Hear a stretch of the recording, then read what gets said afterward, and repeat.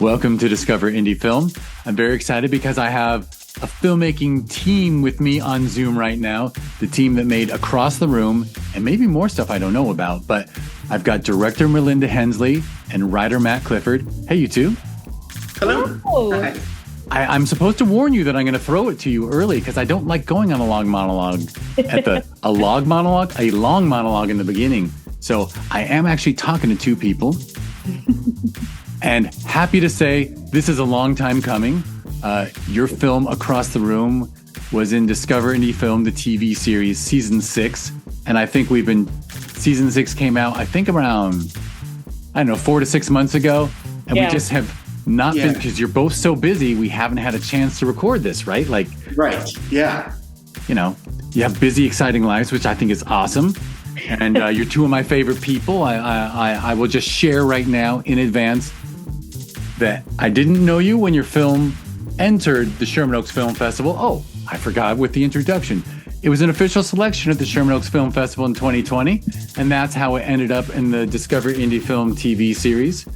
And through that, I believe I said to Mellinda on the sidewalk in front of the theater one evening after a festival screening, I was like, I need more friends. I'm just gonna be honest. I need more friends because we have these game nights and we need people who are good at game night. And she's like, oh, we're good at game night. So,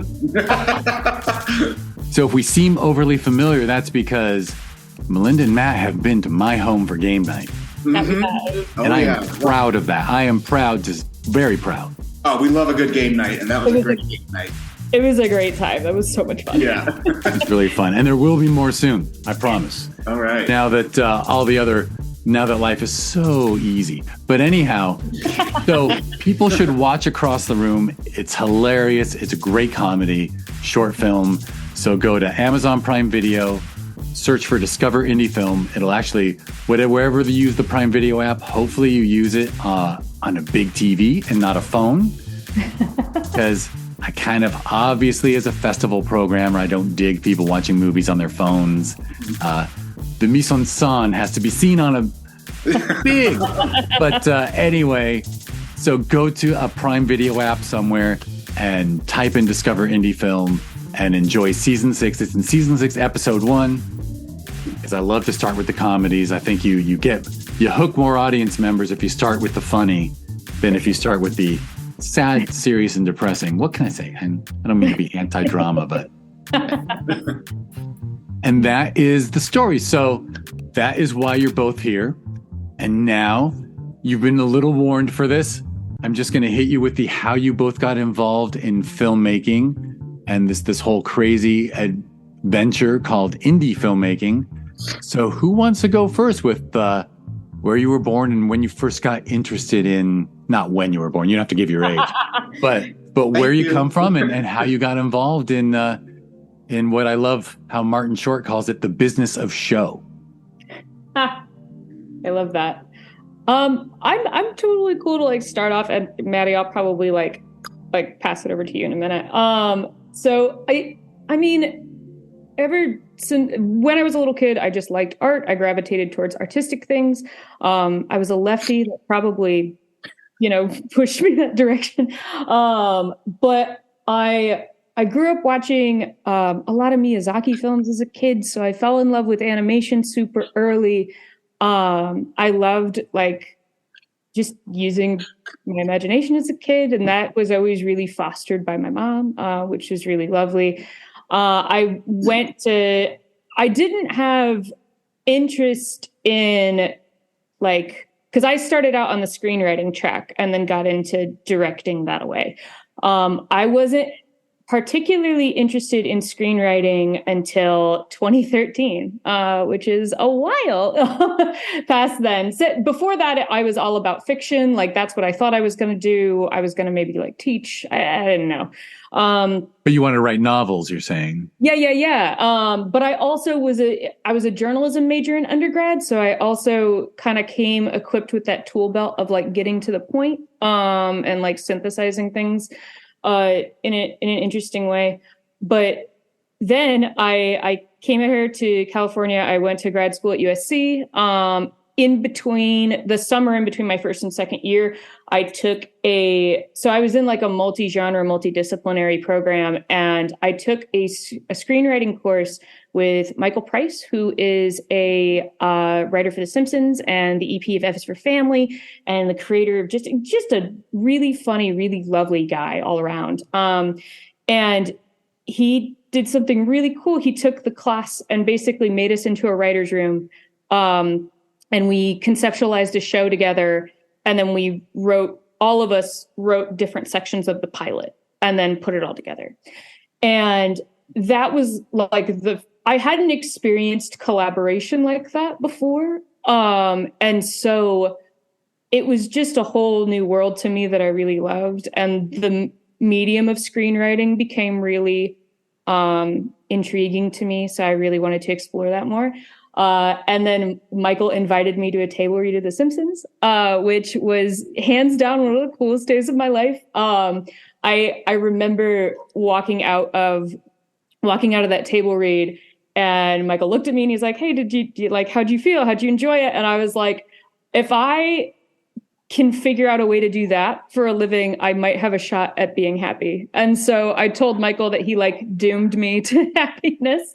Because after that, I left the job that I was at and told myself, I'm going to give it 6 months. I'm going to pursue TV. I'm going to see what happens. And was very supported in that endeavor. And I ended up becoming an assistant on The Young and the Restless, which is where I met Maddie. And we both worked in this really interesting, weird world of daytime, and both found out very quickly that the other was a comedy writer. And we were like, "Oh, you're secretly like, you're one of us." And when you say assistant, was that writer's assistant? I was the assistant to the head writer and the showrunner. So that job is typically done by two people. It was just me.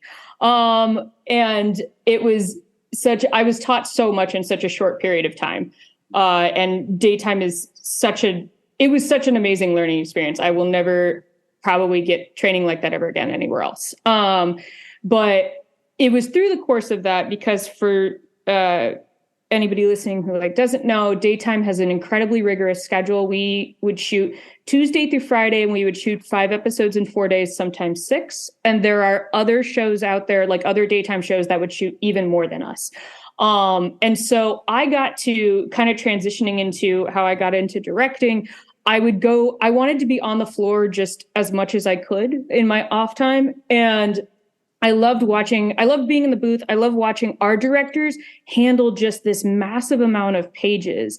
And at the end of the day, my brain was like, oh, it's a puzzle. Like, you just have to piece it together in a way that makes sense, and you can fly through pages, and you can still figure out moments to like take the time and get really good performances. And I was like, maybe I give that a try. And so Matt and I were writing together by this point, and I asked him if he had anything like a really short script that maybe we could just film for fun one day. And we did, and that ended up being our first short called Apology, which is a really cool, fun short. And it was just the whole crew was just me, him, and our DP. And that was it. And we shot the whole thing in like 2.5, 3 hours, maybe max, on like a Sunday. And it was either like a 9-page script, but it was just, it was one of our friends, an actress that we had gotten in touch with, who is still a great friend today. And Matt was actually in that short. So you should go watch it. Cause Matt's a good actor. But anywho, that's like a really extended version of how I kind of got to where I am. I really like filmmaking. I think my first love will always be with writing, because I think there's something really special that's on the page, in the way that it communicates, the way that it can communicate so much to a director, but also leave room for interpretation, is always really lovely. And same with actors too. Like it can do a lot of communicating, and I've always appreciated and loved that. But as a director, I really also love flexing that part of my brain that's putting the puzzle together, if that makes sense. But yeah, that's kind of what made me love that and love that kind of art form and gravitate that direction. And yeah, it's been a fun, and that's like kind of taking us up until Across the Room happened. So for sure. And actually that felt kind of abbreviated. I'm going to jump way back and ask where you grew up. Oh yeah. Oh my gosh.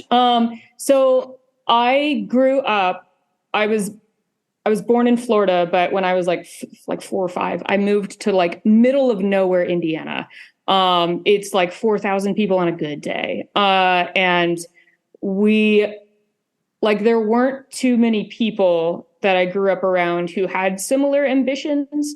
But when I went to undergrad in Evansville, Indiana, that door kind of like cracked open for me to like meet other people who kind of wanted to pursue just writing in general and like figure out what that is. And there are several like ins and outs to the rest of that story, but like that's the main track of like how filmmaking and writing, screenwriting kind of got injected into me. So for sure. And that's what, and what you experienced as an undergrad is what made you aim for USC graduate school in the film department.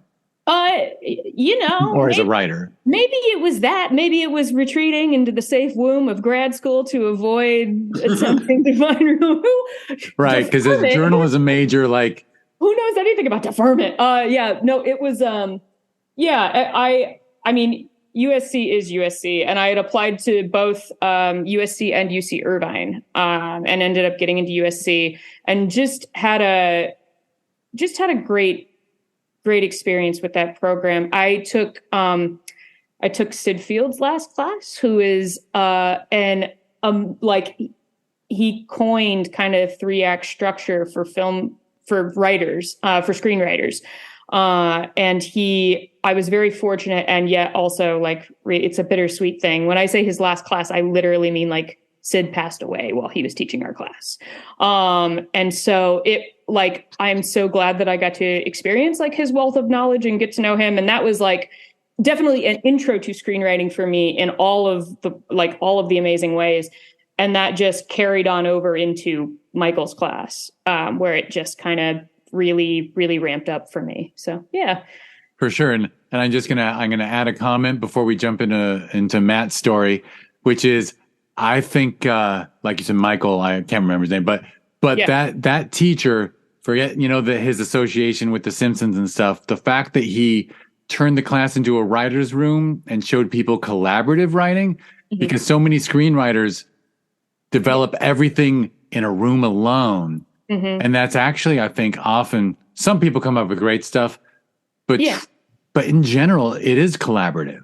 Yeah, and since then, like since that experience in class, I've written plenty of things like on my own, but I always like crave that feedback and that bouncing off and like that feel of a writer's room and just how that energy works. And like we'll go over this in like what did you do the last few years or whatever, like in that section, but it's just proof that like the people that you meet out here who are great people will come back around into your life eventually.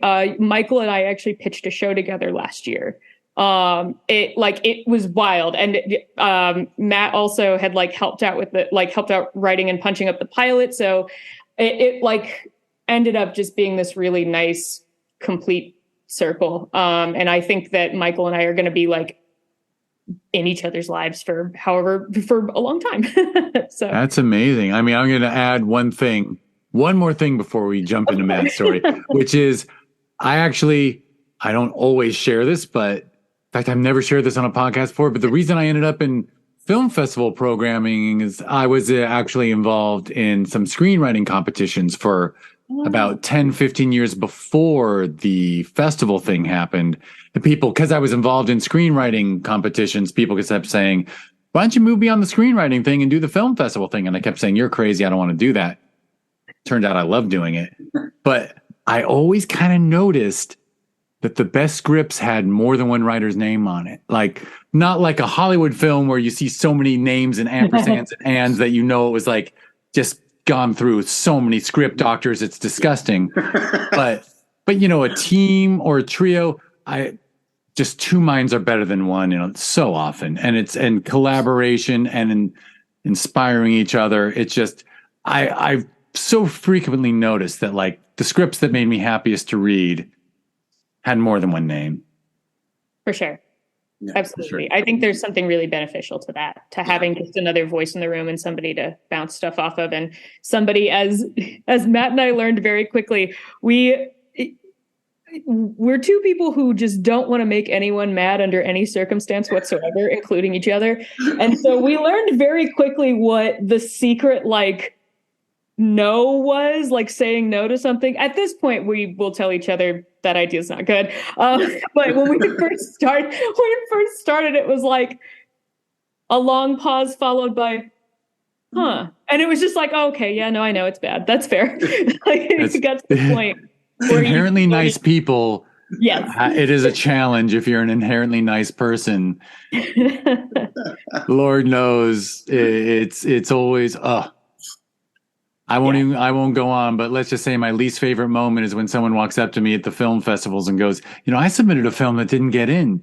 Can I get feedback? And the answer is, no, I don't want to tell you. What do you think the feedback is? Other films are better. Sorry. Yeah.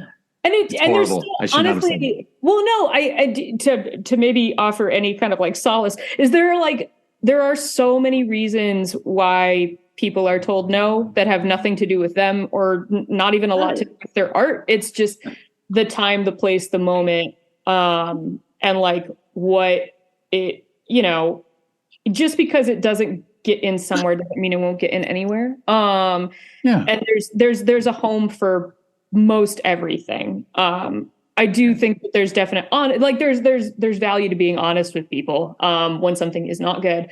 But I also think that being told no shouldn't kill you because you're going to be told no all of the time.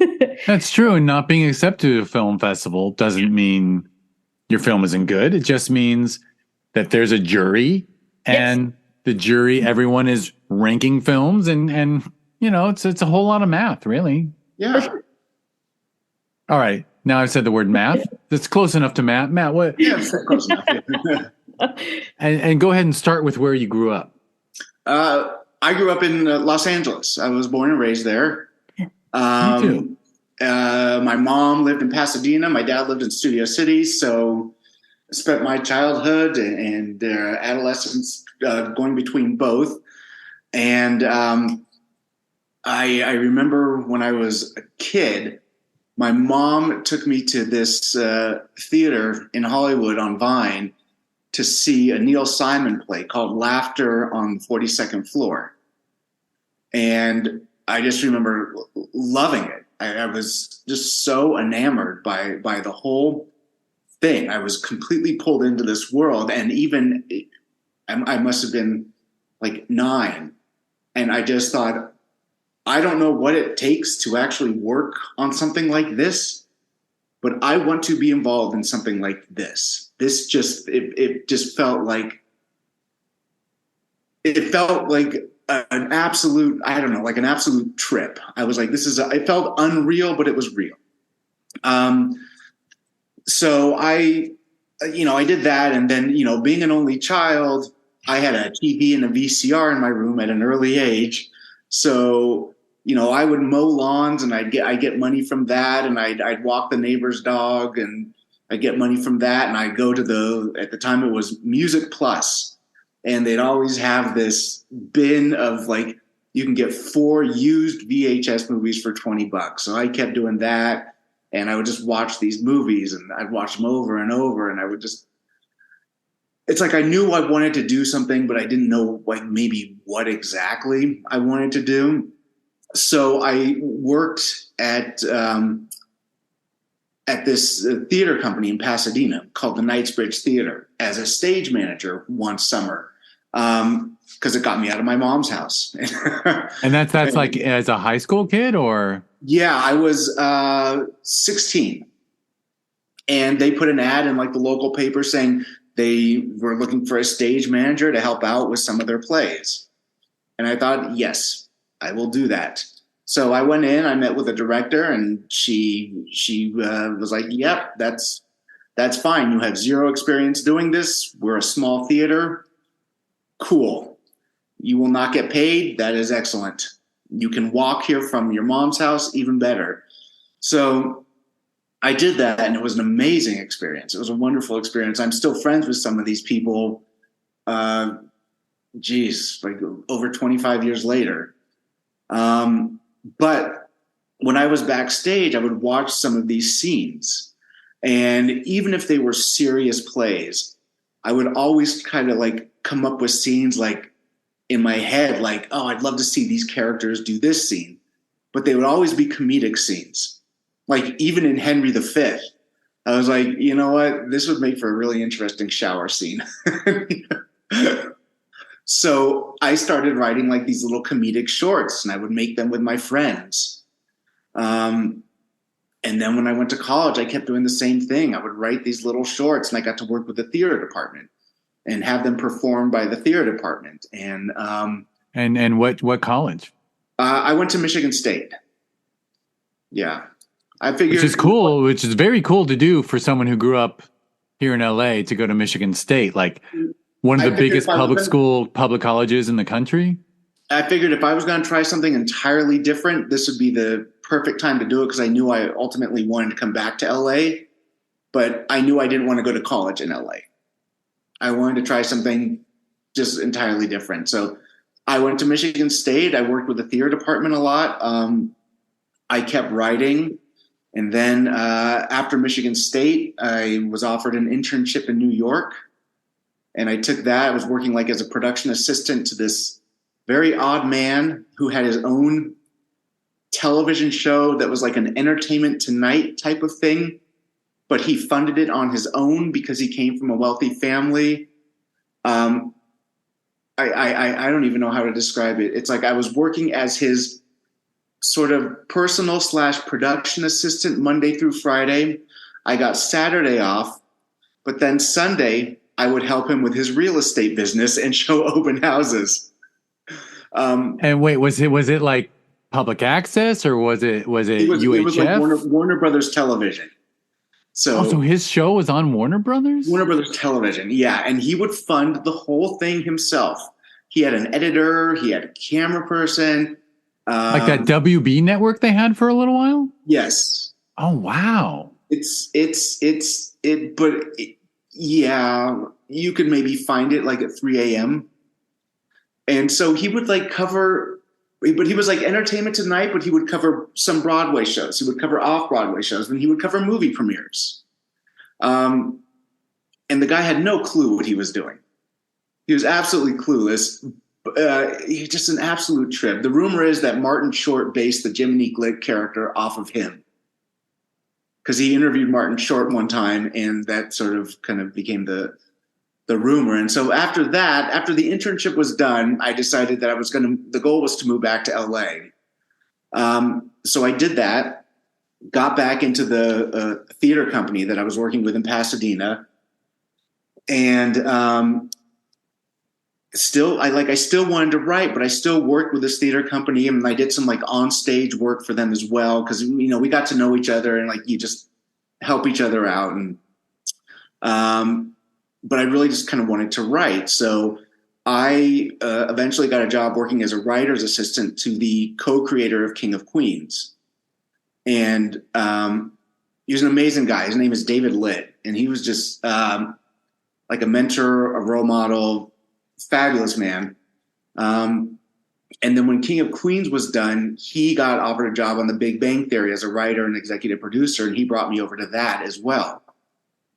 And then one of his original pilots was picked up, and he ended up staffing me on that. Very short-lived pilot. And after that, he decided that he just kind of wanted to retire and move to New York, which is where he was from, and his family was out there. And his parents were, older, not doing so well. So it was like, that's great. I'm so glad that you are able to retire. Do you want to throw me any type of a bone here or anything? And so he like tried to do things, but also around that time, I got a job working at The Young and the Restless. And I was kind of helping someone out in the accounting department, but then I was like this, then I became the script and story coordinator, which is ultimately kind of what I wanted. So I could work with the script and work with the writers. And then I moved over to the script editor position on that show. And it was an amazing experience, but the whole time I was like, I'm not a soap person.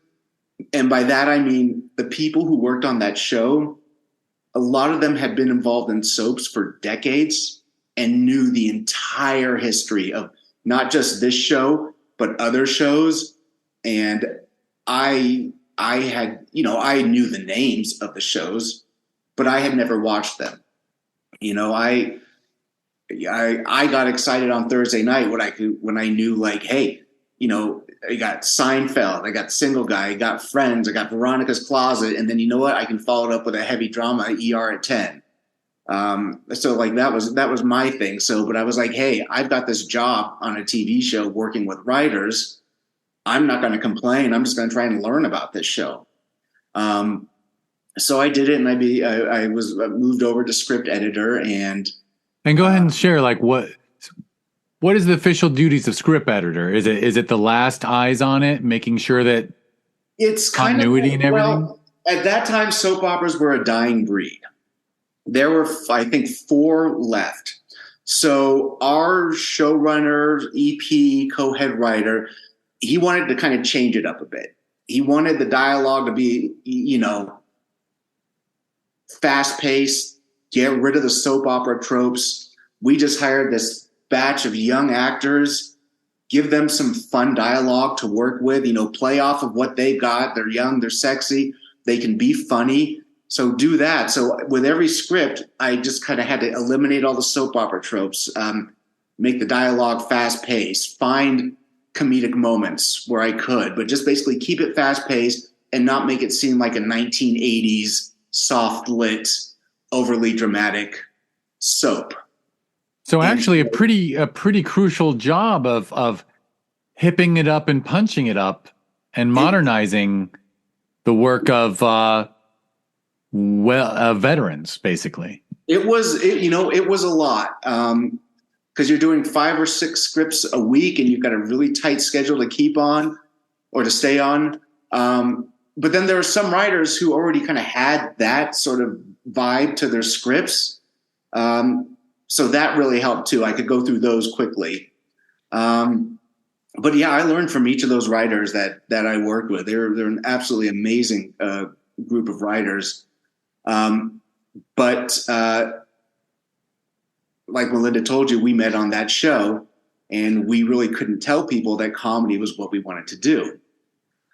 So we would almost like have to, talk about it in the corner, talk about it in like secret afterwards and not let people know. And so we started doing that. And like she said, we started working on these short films, and I had an idea for a feature, but I was like stuck with certain things. And then I talked about it with her, and we ended up co-writing this feature. And basically we've become,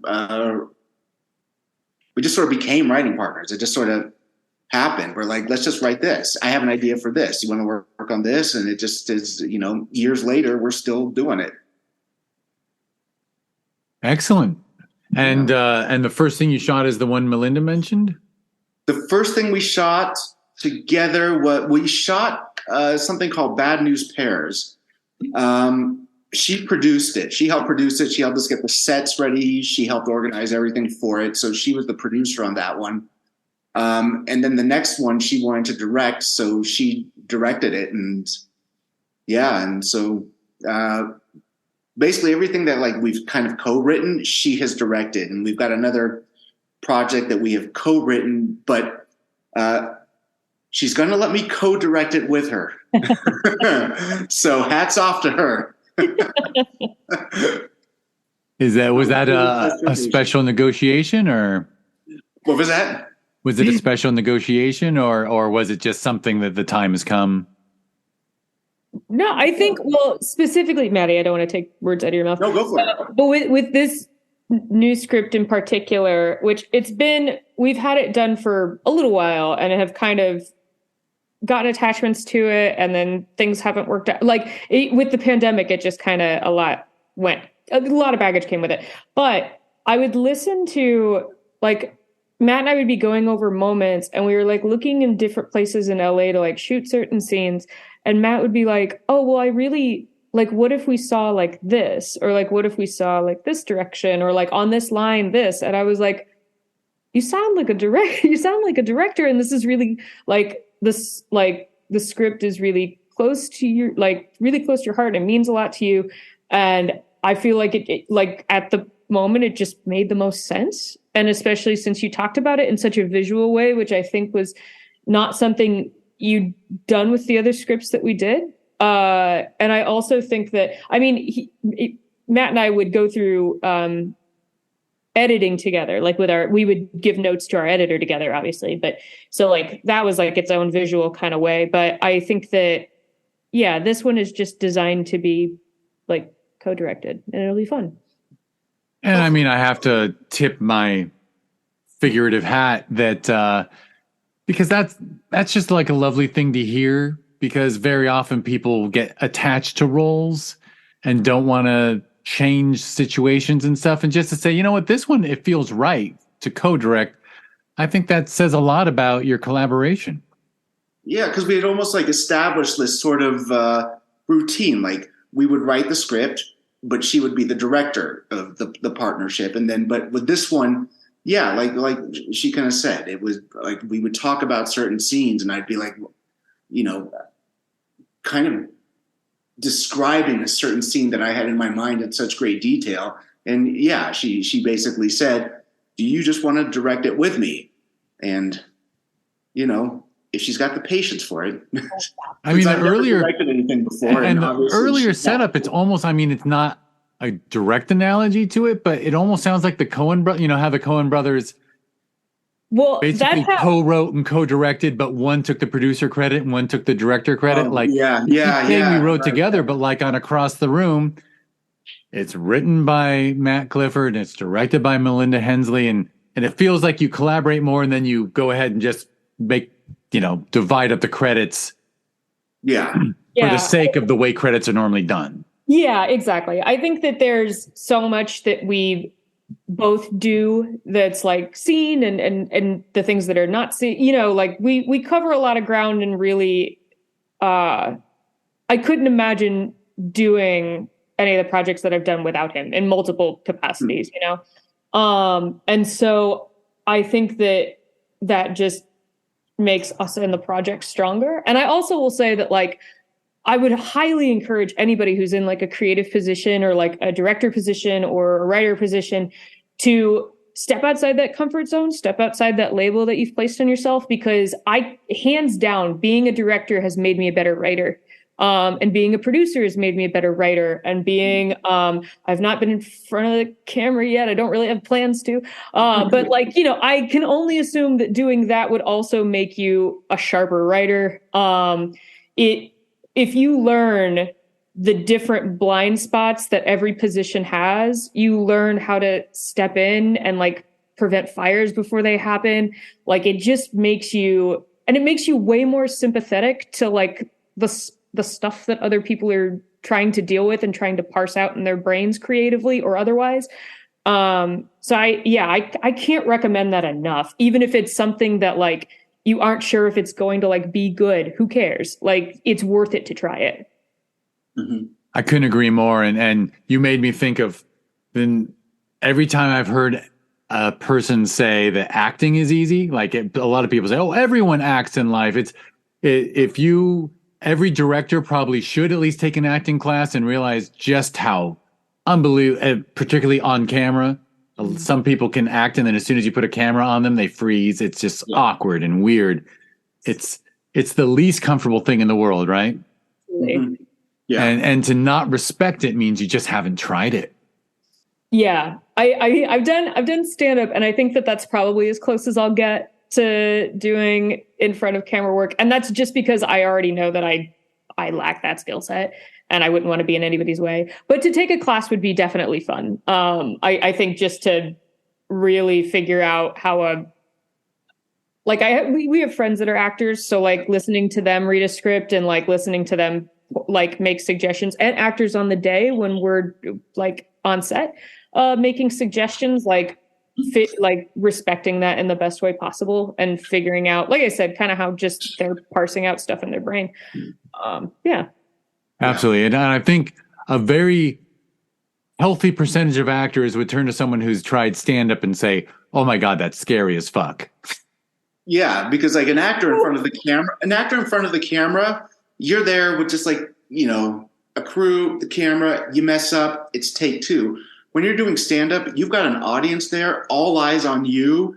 Like, if you mess up and it's a stand-up, that is your own original material. So it's like, it's I've never done it. And so hats off to the people that do it.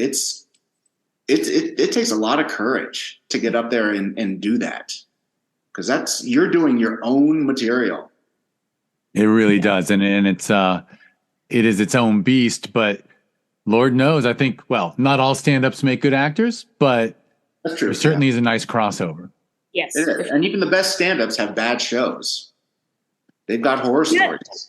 I was going to say, look at like Mulaney's a primary example of that. Like he's done plenty of excellent work in the last couple of years, especially in the voice acting circuit, but like his show, and through no fault of his own, there's plenty of other factors at play there, but just like even really funny people get saddled with really unfortunate projects. Oh yeah.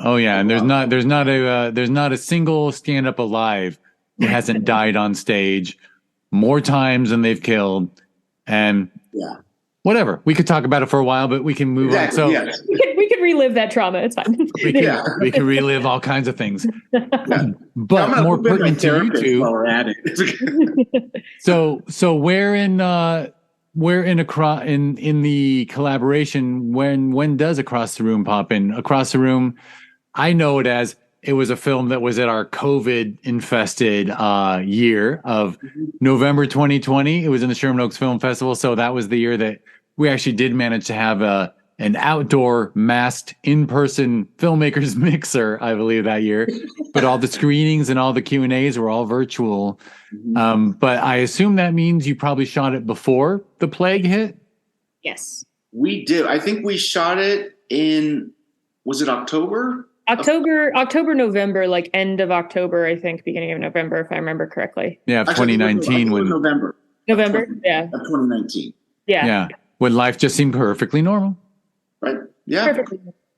And then, so actually, did you actually finish the edit and have it completed before? Yep. Whoa. So you had that awful timing. Oh yeah. Yes. Well, the funny thing was, so, Nate Hackey, and, Rosie Grace, we were going to do, they had Rideshare, which, premiered alongside us. I believe at one point we were double billed. And it was really funny that we ended up double billed with y'all, because we initially wanted to rent out a theater and do a like double date screening of both shorts for like all of our friends and like inviting industry folks and whatever. And we put down like the deposit on the theater and we were so excited, and we'd sent out invites, and then it was like, oh, okay, maybe we'll like push to March. And then it was like, oh, maybe we'll push till September. And then we just understood that it was probably never going to happen. So but you guys eventually brought our shorts together, which is wild. Accidentally, I remember so clearly, because I had no idea that you two knew Nate and Rosie. And in fact, I'll just fill in. Nate Hapke had a film, I think, at Sherman Oaks Film Festival as early as I think 2018-ish. His first film, or the first short I know him for. He's made a billion shorts, but and then I believe it was when we were doing a Zoom Q&A during the plague that I said to you two, oh, by the way, your film is in a block with this really fun film. Excuse me. Yeah, Rideshare, and you're like, we know the people who made that. Yeah. And we want it. And then you mentioned the screening, and I was going to go to that screening at LA Independent or whatever, right? Yep, yes. That was it. I think I might have been, like, you had tickets been pre-sold. I think I might have bought a ticket that got refunded. Oh yeah. Yeah, we Oh, had the yeah. tickets up for sale and everything. Yeah. It was all prepared. We were really excited, but alas, but hey, I mean, things work out the way they're supposed to. We actually, Matt and I were both just at their engagement party in Baltimore over the New Year. So congrats to them. Yeah, literally on New Year's Eve. Literally, yeah, on New Year's Eve. It was fun. Yeah. So yeah, they're engaged. They're engaged. I think I saw that on the Instagram. Yeah, they posted a lot of pictures. From my honeymoon when I was looking at my phone. But anyway, I should not have been looking at my phone, but I was mostly reading books. But anyway. Oh, nice. I remember seeing that. I was like, oh, I haven't sent them a really nice congratulatory note. So I'm a heel. Anyway. So that was very cool. And it was so cool, yeah, to have Sherman Oaks Film Festival bring your films together like that, like they were meant to be. Sure. Indeed. Yeah. And both are really funny. So anyhow, since then, you've done some more, or? I mean, I know you two are always busy. So, the film that we were referencing earlier, the one that we're co-directing, it's called Do Us Part. It's about an older couple who both get diagnosed with like dual terminal diagnoses, and I know, real bright. And it's a comedy. It's a comedy. No, and they decide, oh, since we're like both going to go out, we're going to go out together. And the middle, like they attempt to go through to like a dealing with death, like support group. And then they're like, this is terrible. We fucking hate this. And so the like middle chunk of the short is them trying and failing all these ways to kill each other at the same time. And then at the end, it's very much I'm not going to give anything away, but it's very much like learning about how to deal with, like things that you can and can't prepare for, and reaching out and like forming friendships and like seeing how you learn to live. And it's really like the stuff that we've done previously is like very like cute and fun, and we love a good fun comedy, and that's what we excel in. But this one is very like, I don't know, it like tugged at us a little bit. It's good. And does it fall under, I mean, not that labels are important, but you feel like it's dark comedy? Yeah, I mean, I think an elderly couple trying to wander into the ocean with ankle weights on and then feeling like the water's too cold, and also there's a child building a sandcastle so they can't do it. Like that's like peak. That's pretty good dark comedy to me. I think it would fall under that heading. Yeah. We tried not to make it too morbid, though. We tried to like use the kind of the tone that we keep all of our material. For sure. A healthy dose of like rom-com in there too. Like it's very in its own way. Yeah, that's the one we're going to hopefully co-direct if we get around to it. Yeah. It is it's certainly a love story. Yes. It is. We were able to get a couple of actors attached to it, and hopefully, depending on their schedule, so hopefully we'll be able to do that. All right, call me an idiot, but I was about to say Across the Room is clearly a love story. It could be the same couple just 40 years later. Just thinking. Oh my gosh. Oh my gosh. That's amazing. Across the Room is the prequel. Yeah.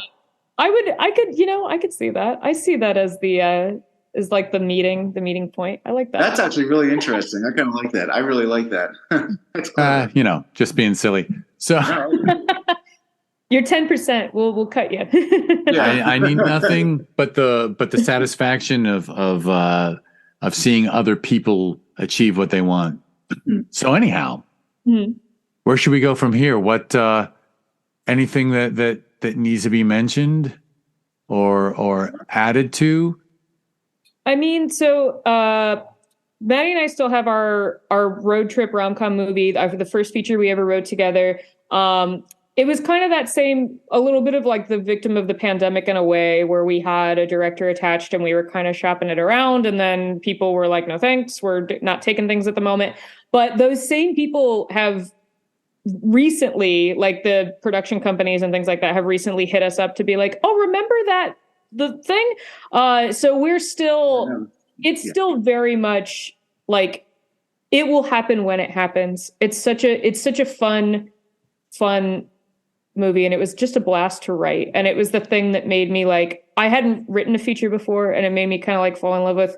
I was a big like TV person, but this made me really love the structure of a feature and how fun it could be.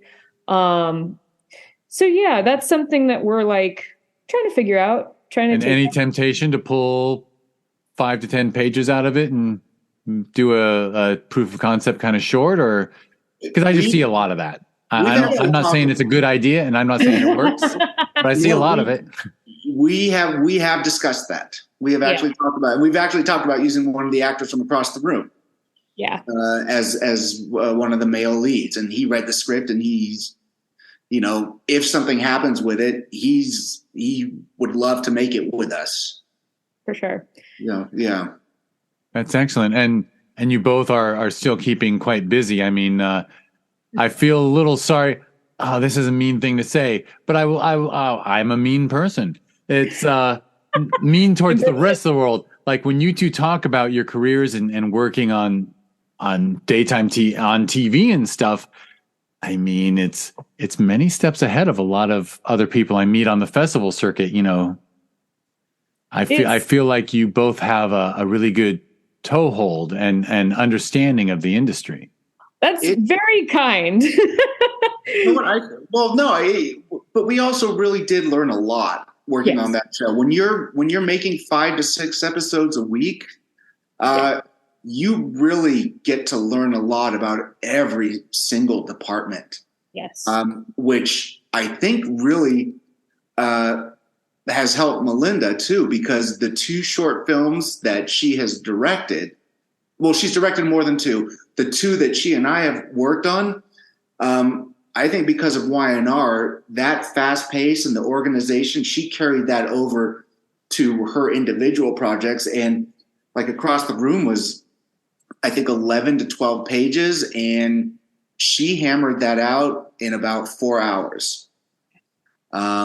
So, we worked closely with the directors at Y&R, with the directing staff. We really did learn a lot from that environment, even though it wasn't like our genre of choice. It's pretty amazing what those folks do on a day. Yeah, and what you did in 4 hours, I'll add. I mean, Across the Room is actually subtle comedy, and it's challenging performances, I think. And you got everything you needed in 4 hours. That's kind of remarkable. Yeah, well, and the fact that all of the actors, except for one, are also daytime folks. So that also just speaks to their ability to like digest something, understand what you want, and deliver. And so I recognize, and I told our DP, who is now an astounding director, Jordan McKittrick, is lovely. And he will still like DP for us like every once in a while, just because he likes hanging out with us on set. But like, if you have a good DP, you have everything, because he takes my garbled nonsense of like storyboards and like makes them make sense.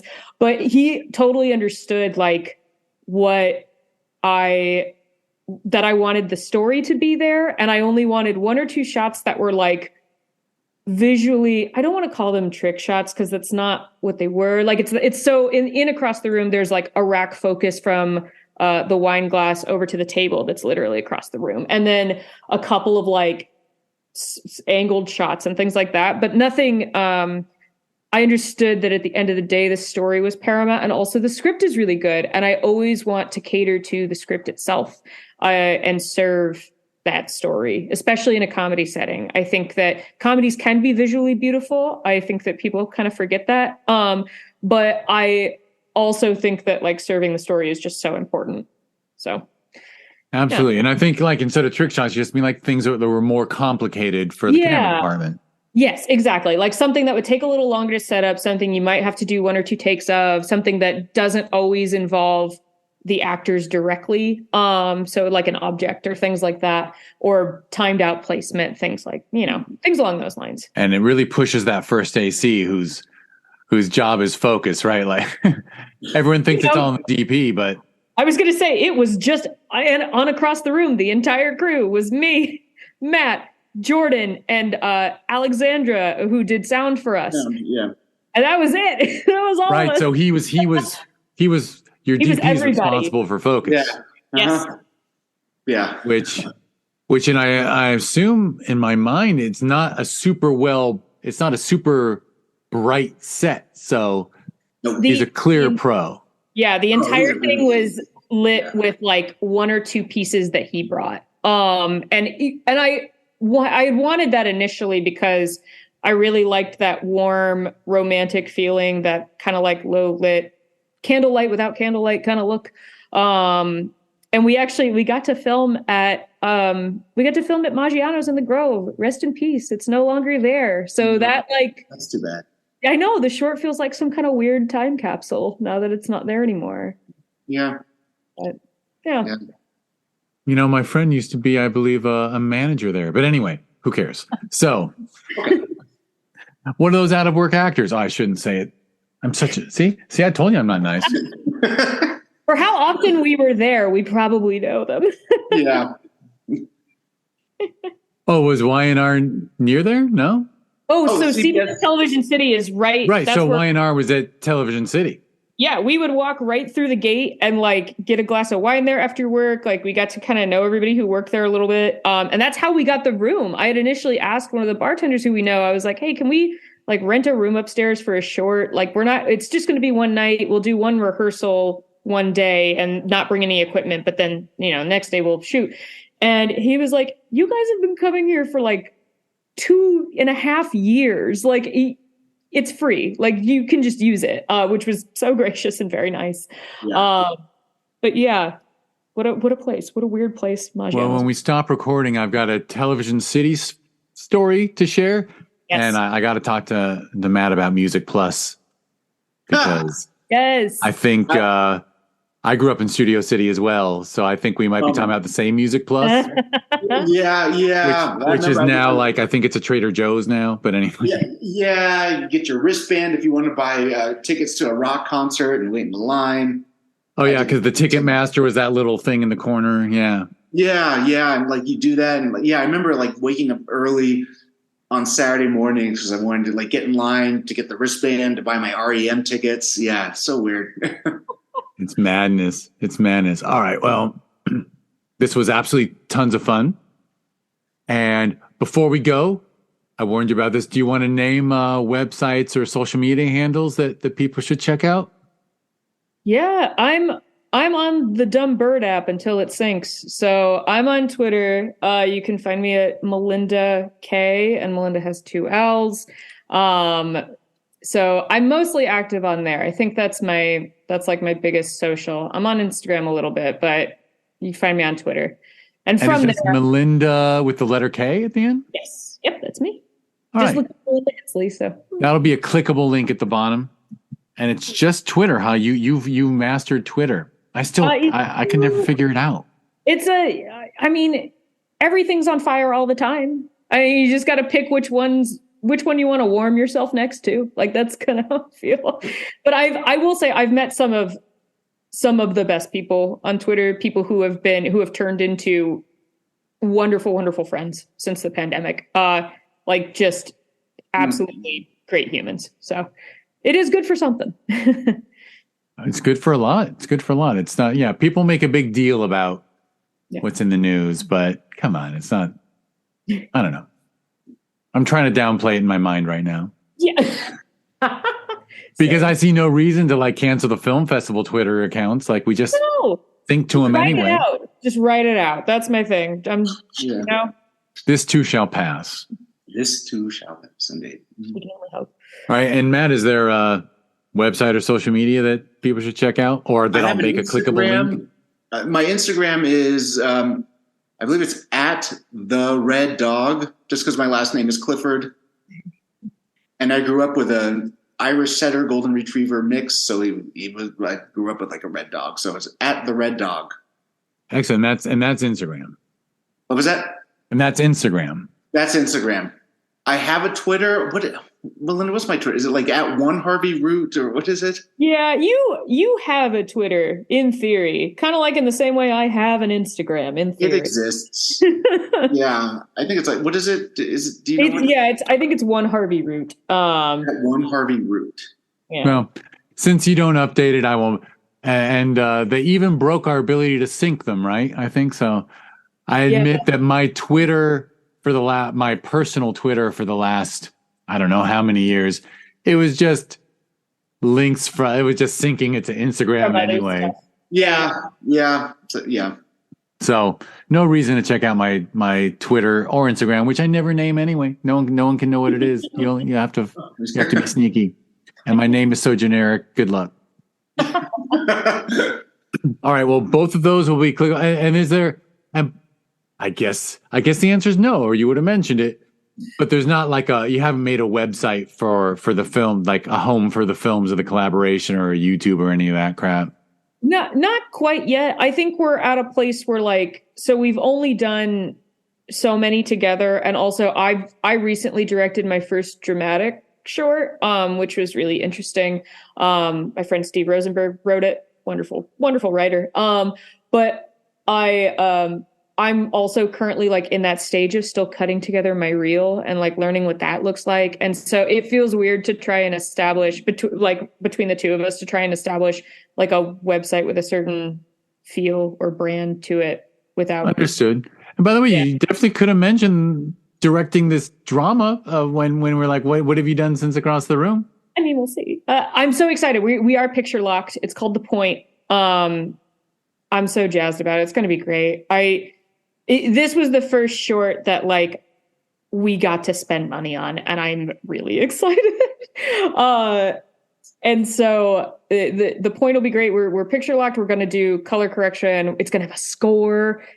It's going to be great. So yeah, I was on set. I can attest. It's going to look fantastic. We shot it. We shot it the weekend of my birthday, which is September 1st. And if you blocked that portion of this past year out of your brain, it was 107 degrees. And we shot it in she shot it in La Cañada. Yes. And the actors were in one room that did not have air conditioning. Yes. They had a holding room that did, but the room that they were performing in did not.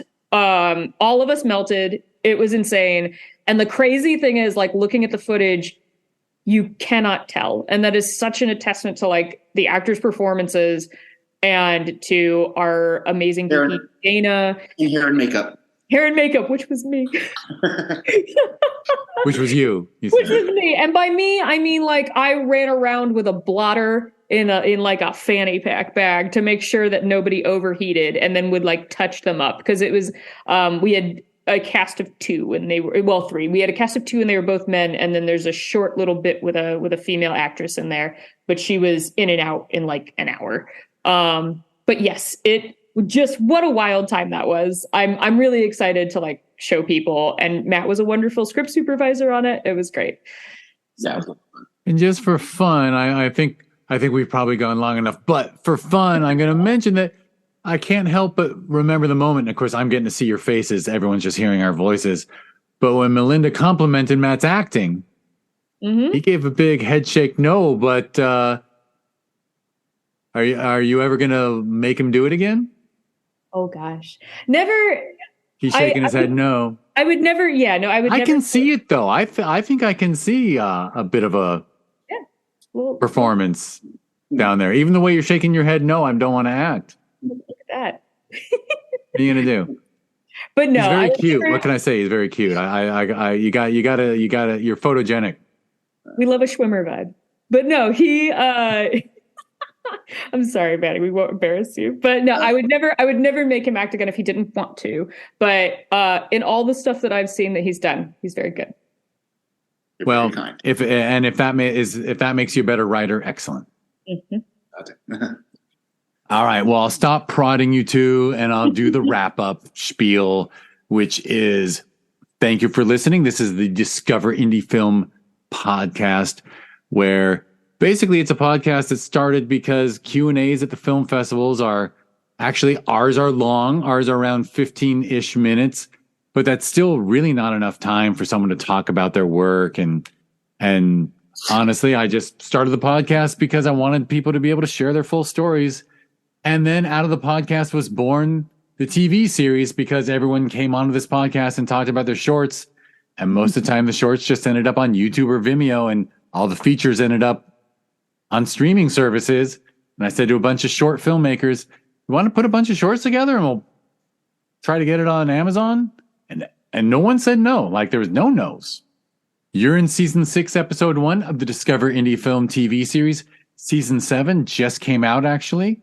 And season 8 is already like ready, and it's all dance films, if you can believe that. Because I got invited to be a guest programmer at a dance film festival in England.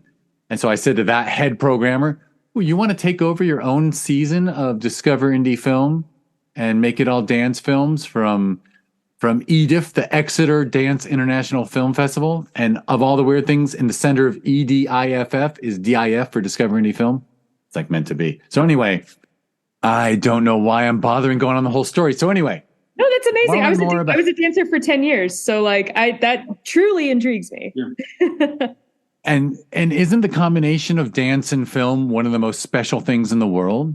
Magical. Yeah. It's learning how to synchronize yourself with like the world around you and learning layers of music. And yeah, it's beautiful. And honestly, Hollywood always does, dance numbers, but it's not modern and artistic dance where you're seeing how beautiful the human form can be.